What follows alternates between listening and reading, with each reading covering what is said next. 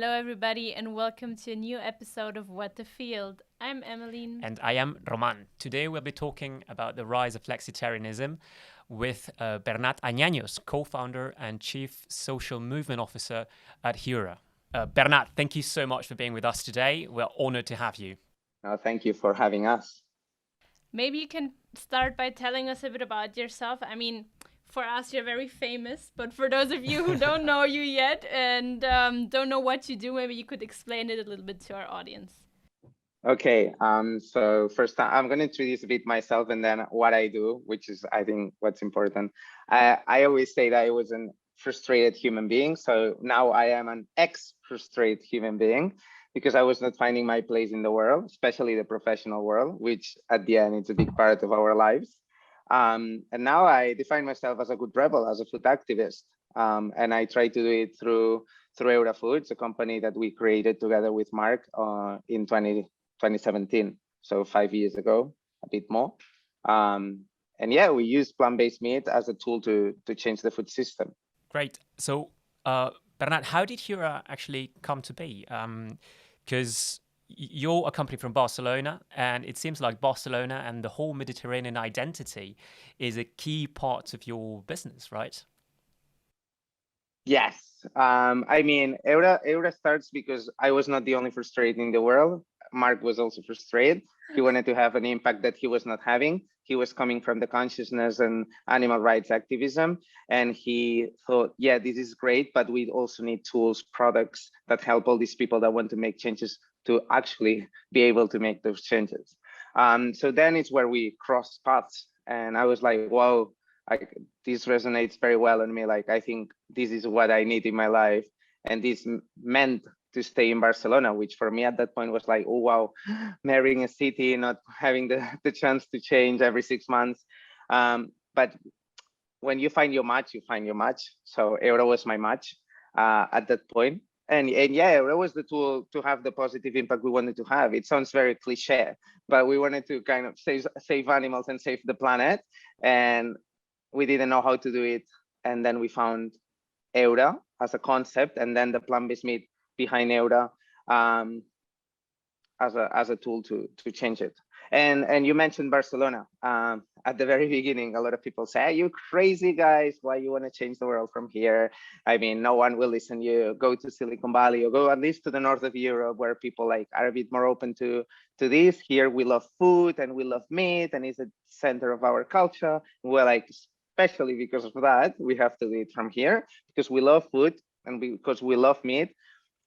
We think that the Mediterranean has to have a player in this food transition, in the whole protein transition. And we wanted to do it from here, making sure that the Mediterranean culinary heritage is in the center of everything we do. And that's why we use olive oil, for example, or extra virgin olive oil as a fat, and we don't use other fats, or why we put so much effort on health, which other companies might not, because it comes from different heritages. But we use the Mediterranean to make sure that the standards are very high. It's products that you want to eat every day, that you can eat every day, and that you can find and afford every day. And this is the mission. A lot to do still, but we are sure that we can do it from here. And I think we are kind of showing it, that you can change the food industry from Barcelona, from the Mediterranean, from Spain. Yeah, it's actually, as a Spaniard myself, I think it's quite challenging to find vegetarian food anywhere you go. I mean, it's great that you're helping to change things for meat alternatives. And I wanted to ask you, like, perhaps a question that many people have thought about when discussing alternatives to meat. Why do you try to imitate meat itself? You know, why the flavor? Why the texture? Fake hamburgers, fake chicken, or call it as you wish. But that's some of the comments we've heard, of course. And instead of creating perhaps a new type of product. I guess it's the question. I did not quantify the questions I received the last 5 years, but if I would, I think this would be in the top 3. So my answer is very easy. It's like I love meat. We love meat. Mark, Bernat, and the majority of vegans love meat. Just don't like the consequences of it. So we put a lot of effort to make sure that we can get the best part of meat, which at the end is the texture, it's the minerals, it's the protein, it's the social part of it, because let's remember, meat is a bit more than meat. It's the barbecues, it's the weddings, it's the grandma's recipes. This is meat. So we are sure, and we are showing that you can get to this, skipping the animal. So with everything good with this point. So for the animal, for the planet, and for the health. And it's not just Heura. I mean, it's other companies trying to reach this point. A lot of partners in mission trying to show that there is another way to get to this meat, to the barbecues, to the grandma's recipes, to this social part that we love. Mm. And why do you think does Heura especially have such a success story? Because I mean, you're sort of exploding, at least here in Spain. Do you think it's because more and more people are becoming vegans, or do you think I don't know, does it have any other reasons? Or do you also have consumers maybe that are not vegans? Yeah, our consumer base is majority non-vegans, and I think this is the best news ever. I mean, reaching people that were not reached yet in the plant-based food sector is the best news. And especially we have a lot of repetition, a lot of people that kind of enter to this world through Heura and continues to this world through Heura, and the most important thing here is taste. Like, people stay for the taste, because like if you break those barriers, if you make products that are attractive, and attractive has to be from the communication side, from the packaging side, to the taste, it has to be attractive throughout the whole funnel, because if not, it will be just once, and one night stand in the product line means a failure in the future. So, Bernat, you were saying that a lot of your clients are actually not vegans, which means that there are people that are choosing plant-based alternative to meat from time to time, I'm guessing. And there's this new, but I don't know if it's new, but there's this buzzword in sustainable nutrition that is flexitarianism. What are your thoughts on that? What is flexitarianism for you, or how does it relate to your business model? I mean, it is a word that helps to organize, I guess, a trend. And I think it's important to define it as a trend, because it's something that here comes to stay. And if you check any of the reports that any of the organizations worldwide are doing, it's something that will stay. And we will keep reducing the amount of meat till we get to a point where like animal meat is the minimum part of the food industry. So yeah, my thoughts. I mean, it's funny how certain companies use it. Let's call it funny. But as a word, I think it helps to organize a big trend, which in certain countries, like in Spain, is 35 to 40% of the people, and other countries in Europe is approximately. So it is a big trend. And I think something that 10 years ago or even 5 years ago would have been impossible to imagine, listening people that saying, yeah, I don't eat red meat anymore. I just eat meat once. I'm not buying meat. I just eat it when I go to a restaurant.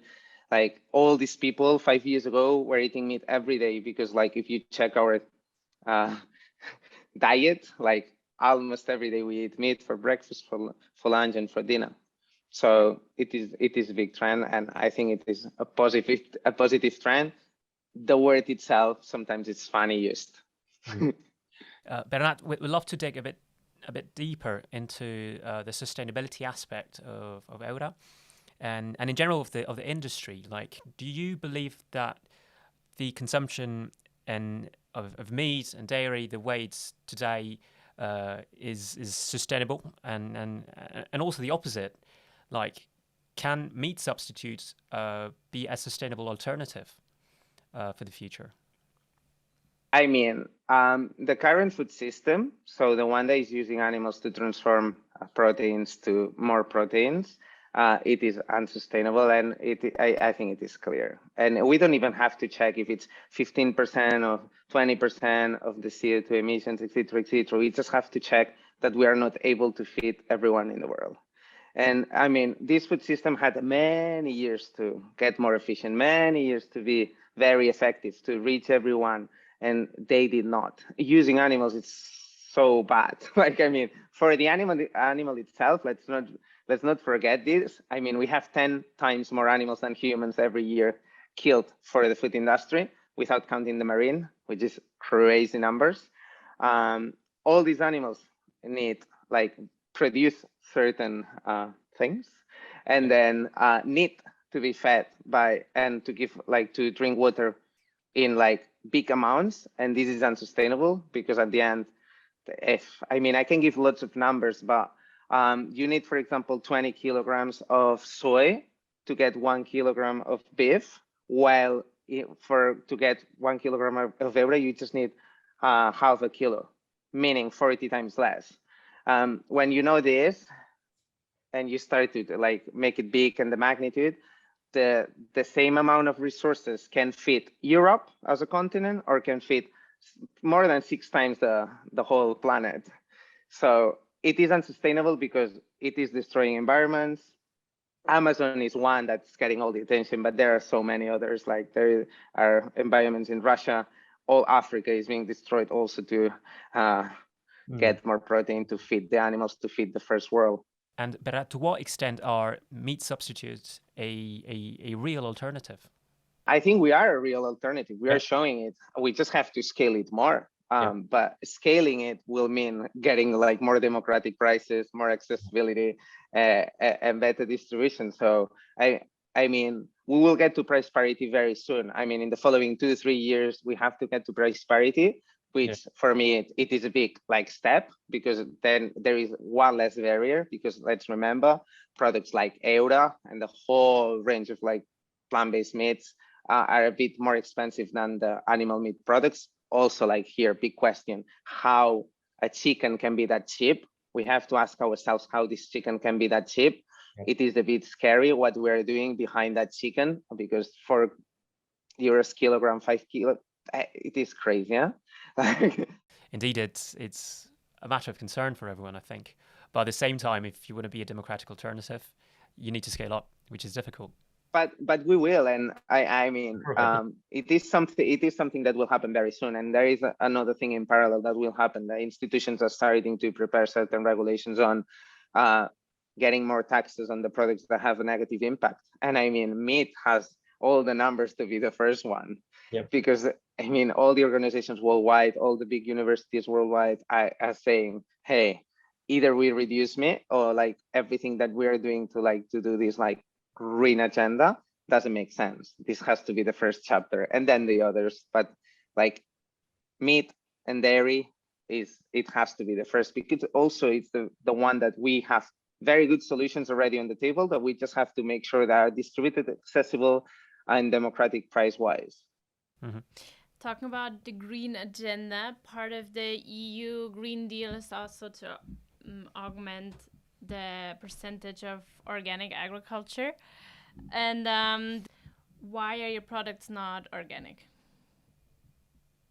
Our focus? I love this question. I mean, our focus is to have nutritional complete products with very high quality ingredients and very sustainable, and obviously then very delicious overall. And with this, we use high quality ingredients that doesn't have to be certified as organic.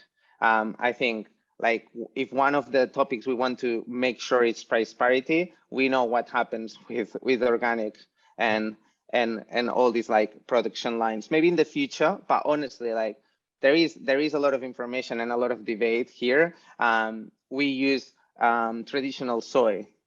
That's all. Like the soy that we use is traditional soy from Europe, and this makes sure that it's high quality, number one, and also that it doesn't allow to have like weird things behind, as can happen in different places in the world, like the Amazonia, where deforestation is very connected to soy. So that's our focus at the moment. I mean, let's remember, we are a 5-year-old company. This in the food industry is very young, like we just been born. We have a lot to learn, but I think we have very clear our mission, which is like, again, like, and it's our mantra, products that you want to eat every day because they are amazing, products that you can eat every day because nutrition wise, they are very good, products that are very accessible, geographically speaking and economically speaking. And anything that makes us deviate from this is not for now. Maybe it's for when we are a bit more grown up, but at the moment, this is the focus. Yeah, I wanted to touch real quick on the soy matter, because many people, particularly within our audience, have heard about the problems of deforestation and in the Amazonian, so You basically chop trees to plant soy and put cattle on it as well, but primarily the soy.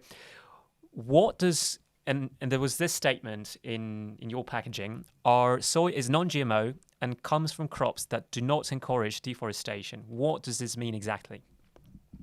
I mean, it's two facts. One, it's non-GMO. Here, big debate about GMOs. Yeah. Maybe one day we can do a chapter about GMOs. And it comes from crops from areas in the world that are like, we make sure that we know that it doesn't connect to deforestation. For example, there is very cheap soy in the Amazonian. Yeah. I mean, and almost all the soy that is feeding all the pigs in Spain comes from the Amazonian. I think the other day I was reading that just bringing the soy from the Amazonian, and that's soy that the Catalonian pigs, the pigs that are produced in Catalonia, like the soy we use, it's more than 5% of the CO2 emissions of Catalonia. Wow. Just the soy, yeah?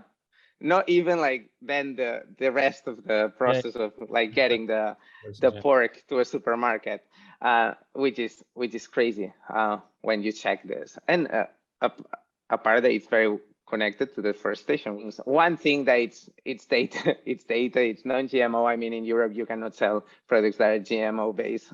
So this is just data because there is a lot of misinformation, and it's something that we've been asked a lot of times. More information to the consumers very soon, because I think we share a lot, but I think we can share a lot more.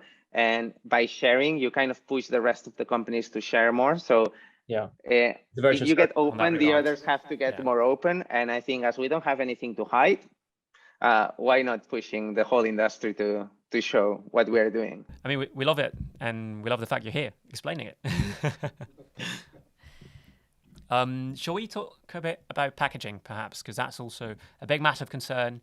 And we get it all the time, like perhaps because people see the packaging as something they can touch, but they don't really see what's behind the scenes, and perhaps it's not always the most impactful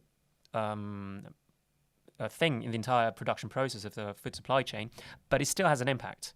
Up until very recently, I know you were using plastics. Are you still using plastics? Recyclable plastics? Recycled? Yeah, like I think it was 8 months ago, maybe roughly. Yeah, we had a cartoon-based like bit of plastic, and then we changed to whole plastic, recycled plastic.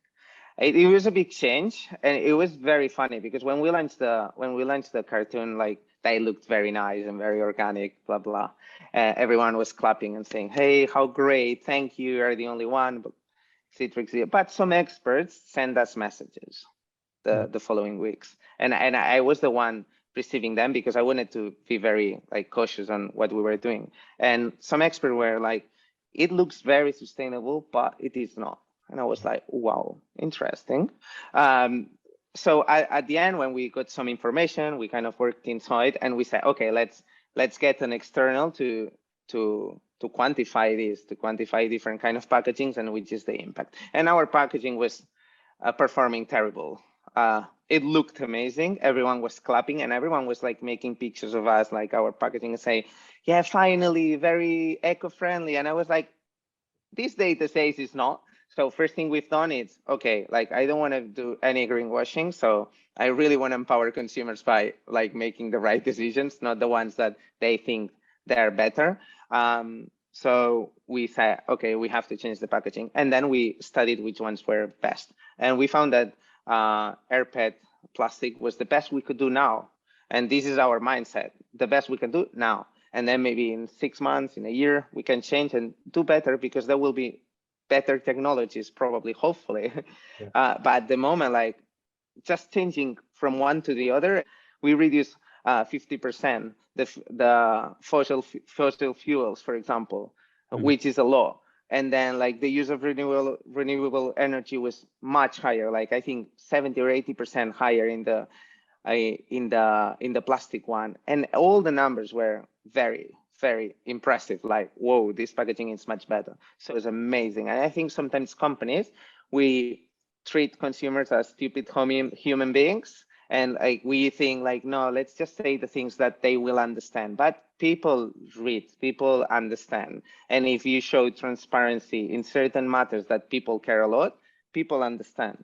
And what had to be a crisis of like people telling us how bad we are and like how much we pollute, people understood very well. And now people are a bit more aware. So when someone criticizes someone to have plastic, says, hey, be careful, because sometimes plastic can be the best option today. Obviously, buying bulk is much better, but we also sometimes have to be pragmatic and in how many places you can buy bulk. Yeah, especially if you live alone or with your partner, it's Yeah. difficult. Yeah. And last but not least, and I think you mentioned it at the beginning, but in the worst case scenario, the transportation and the packaging accounts for 10% of the impact of the whole product. Yeah. So we have to put the focus, obviously, like plastic packaging, it is important in transportation, but let's go to the big stake where we can have more impact now. So let's make sure that the things we put inside packagings have a positive impact. And then let's improve the packaging in parallel, but the focus should be in the first one. Let's focus on the 90%, not on the 10%. Yeah, exactly. Yeah. I mean, and meat or other types of products need to be packaged as well. So it's not as if you buy, a lot of people who buy meat, it's also packaged in plastic or in paper that is then coated with plastic. So it's not, and no one is asking those companies about their packaging. So it's also always interesting. I feel like once you're trying to Double make standards? a difference, No way. it's like people get so strict and authoritarian with you, and you're just trying to make a change, and you struggle so much because there's like this hyper criticism, I feel, and there's a special spotlight because people hear the words like sustainability and they try to find a reason to say you're not, sometimes at least, criticizing the packaging of the meat industry, for example. So no one. It's actually very interesting. It is very interesting, and it helps you to put things in perspective, but also it's good because it means that we have a consumer base that is very intense.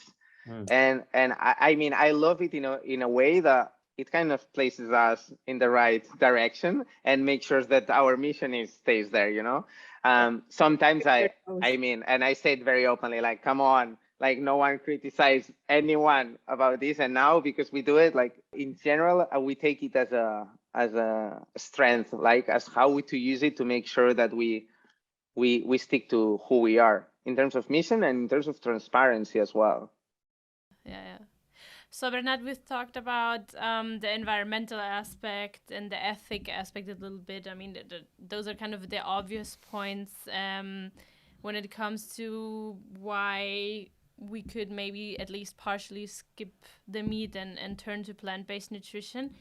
And then there's the health aspect as well, which I did want to touch up on, is the social aspect, because one of your key messages is always the social justice point, or this is a point you're making, the social justice one. And I was just wondering, what does social justice have to do with meat substitute? Social justice for us, it's how like everything we do when we do things, because there are many ways to protect and work for social justice. How you build a team, where do you produce, how do you produce, how are fairly paid or not unfairly paid the people you work with. There are many, many things. So kind of like, or even the way you recruit for your team, like to not have biases, to protect certain minorities. I mean, social justice is a big thing. For sure, we can do much more, but we kind of like filter and make sure that we work towards to have more positive impact in social justice. And here we could do many things. I mean, I have many dreams. For example, there are a lot of activists in the Amazonia that are being killed because they protect certain pieces of like land in the Amazonia, and they're killed by the meat industry because like it's cheap to kill them. Like no one cares. It seems that no one cares, but someone has to protect them. Like just giving visibility would be a social justice thing, but helping them even more apart from visibility, like how we build a movement, how we make sure that those pieces of land cannot be destroyed with the people inside. That would be social justice. And sometimes we don't have to go that far, because if we remember at the very beginning of the COVID outbreak 2 years ago, very few people could go outside of their homes. And most of these very few, there were people that called illegal in Spain because they don't have the legal papers, but they perfectly work in the meat industry, going to the slaughterhouses to make sure that we receive the meat in the supermarkets. And I can tell, and I mean, I have friends that worked before in slaughterhouses and in the meat industry, and what happens inside, it's definitely very against social justice for the people there, for like, and not just how they are paid, like for mental health and many other aspects. And then most of the COVID outbreaks at that point were inside workers from slaughterhouses, because they did not have even the conditions to work, like I remember health, in like Germany there was a big scandal with Tönnies, which is one of the biggest or the biggest meat producer. It was the exact same thing that you're saying. There was a huge outbreak. They handled it quite badly, and then all of these social aspects, as you were saying, came to light, and that horrible conditions there were, they had to work, or they have to work in. And I mean, let's remember that we go to less developed countries to produce soy or other cereals or other things that we need to feed animals. Then we feed the animals in the Western world to feed ourselves, while these less developed countries, they don't have the food to feed themselves. This is social justice. I mean, social justice is just inherent in the whole like food system. So we can build a food system that is socially just. I mean, it is possible, but the first thing that we have to make sure is that people have the minimum nutrients, and we are not getting there yet, and we are far from it. I mean, it's not that something that we will reach next year. But speaking of nutrients, maybe just very quickly, because I know it's getting late already, and Roman had some pressing questions. But actually, the nutrient part is one of the, I would say, points of attack against meat substitutes, because, I mean, one, a very long ingredient list. Two, they have around 2 grams of salt per 100 grams of product. They have a fat ratio of 10 to 20%, and many products have added sugar, which has led let's say, enemies of the meat substitute industry, at least, to say, okay, but this is not a healthy alternative, or this is not good either. What about Heura product? I think till now, till 2 or 3 years ago, everyone that was working in this industry was unlocking the sensorial experience. So meaning like to mock meat, to be like meat, but not like using whatever ingredient, not whatever, like, but lots of ingredients to reach that meat taste. Now, and that's our focus at Heura, is how we do this sensorial experience that we obviously have to get, but with very high quality ingredients and with nutritionals that people like, that nutritionists would recommend. And this is our focus. Like nutritionists have to be able to recommend these products, and this helps you a lot to filter which things you can launch and which fats you cannot use, etc., etc. So we put a lot of focus on our products. When you compare them to animal meat, most of them 85% less saturated fats, 50% less fats, high in fiber, high in protein, Nutri-Score A. I mean, you just have to check. I mean, I always recommend people just to turn the label. And if we compare Heura to the rest of the meat alternative aisle, we use very like less ingredients in general as an average. I don't have the number, but maybe it's 40% approximately, I think. But it's just because we put the focus there. I mean, we want to create not meat alternatives, but meat successors. And to be a successor, not an alternative, you have to be very much better in every single point. So we don't use an animal, easy. So we get better in animal rights. Sustainability wise, we're much better because just keeping the animal helps a lot, and we will get much better. Like, stay tuned, because like there will be big jumps there. Taste wise and texture wise, like sensorial experience, we can command, but like we do a lot of taste panels before launching, so we get very good grades there. But also health wise, we have to be much better. So we get the best of plants, but with the best of meat. And I mean, I don't want to now promote Heura a lot, but like, go to a supermarket, check the ingredient list, check the nutritional profile. Bernat, maybe one last question. Where do you think the diet of the future, what do you think is going to look like, perhaps?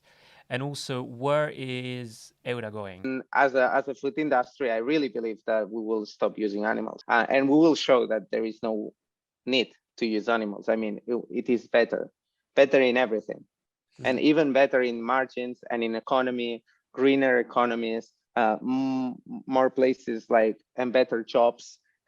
I mean, it will be so obsolete when we kind of like solved all the barriers. We are in the making, obviously. We are not yet there, but we will get there. Yeah. And we will get there very soon. You do think then that we will go from flexitarianism to veganism in the end, at the end of our journey of nutritional evolution, no? I think we will stop using animals before than we think, definitely, to produce meat and dairy. We have to remember that most of the industries that now we take for granted, like transportation, it began with a horse, and now we go by electric cars, or like we try to move to electric cars. And